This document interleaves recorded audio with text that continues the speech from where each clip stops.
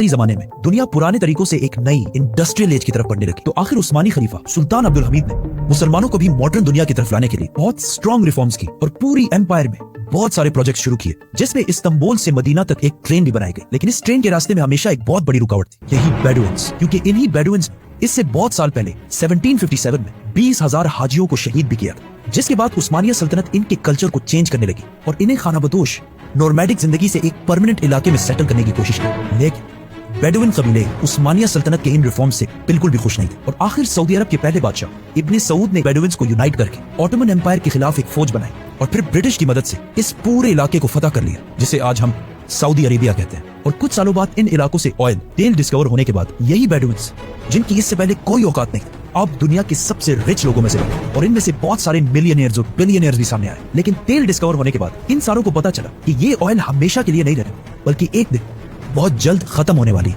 जिसके साथ इनकी सारी लग्जरीज भी खत्म हो जाए। तो सबसे पहले दुबई के बादशाह शेख मोहम्मद बिन राशिद, जो एक बेडुइन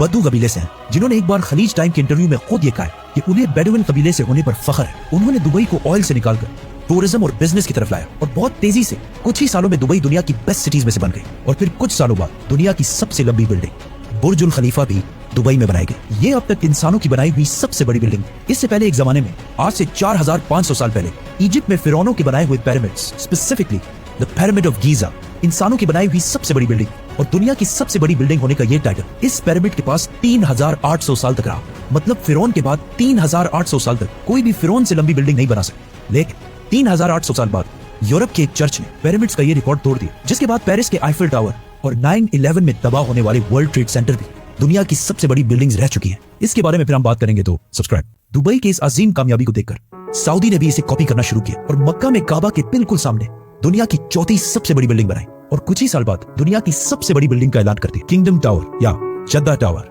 जो दुबई के बुर्ज खलीफा से भी बड़ी होगी और इस तरह सऊदी यूएई से आगे निकल जाएगा। इस सारे प्रोजेक्ट को हेड करने वाले का नाम अल वलीद बिन दलाल है, जो कुछ साल पहले दुनिया के सबसे अमीर अरब, जिनके कबीले का ताल्लुक अगेन एक बेडुइन कबीले से, जिसके बाद दुबई ने सऊदी से दोबारा आगे निकलने के लिए दुबई में एक नई दुनिया की सबसे बड़ी बिल्डिंग बनाने का ऐलान किया, जो इन दोनों बुर्ज खलीफा और जद्दा टावर से भी बड़ी होगी। और आजकल हर कुछ अरसे बाद बहुत तेजी से अरब में ऐसी लंबी बिल्डिंग्स के प्रोजेक्ट्स का ऐलान हो रहा है। इवन अरब कंट्रीज एक दूसरे को ये तक नहीं बता रही कि उनके अगले प्रोजेक्ट की हाइट क्या होगी, क्योंकि फिर बाकी अरब कंट्रीज उनसे आगे निकलने के लिए उससे भी बड़ी बिल्डिंग का ऐलान कर देंगे। और इस तरह लंबी बिल्डिंग्स बनाने का एक बहुत सख्त कंपटीशन इन सारे अरब ममालिक में स्टार्ट हो चुका है, जिनमें ऑलमोस्ट सारे प्रोजेक्ट्स के पीछे ऐसे लोग हैं जिनका कोई ना कोई ताल्लुक उन्हीं बेडुइन कबीलों से। और आज ये जो कुछ भी हो रहा है, इस सब का रसूलुल्लाह सल्लल्लाहु अलैहि वसल्लम ने आज से 1400 साल पहले जिब्रील अलैहिस्सलाम और सहाबा को बता दिया था कि एक दिन ये बेडुइन्स, जो आज नंगे पैर और बहुत ही गरीब शेपर्ड्स, चरवाहे हैं, वो एक दूसरे से लंबी बिल्डिंग्स बनाने में मुकाबला करें। और ये कयामत की इतनी इंपॉर्टेंट निशानी कि जिब्रील अलैहिस्सलाम खुद मुसलमानों को ये सिखाने आए थे और आज रसूलुल्लाह सल्लल्लाहु अलैहि वसल्लम की बताई हुई इस निशानी को हम अपने आंखों के सामने पूरा होते देख रहे हैं। सब्सक्राइब।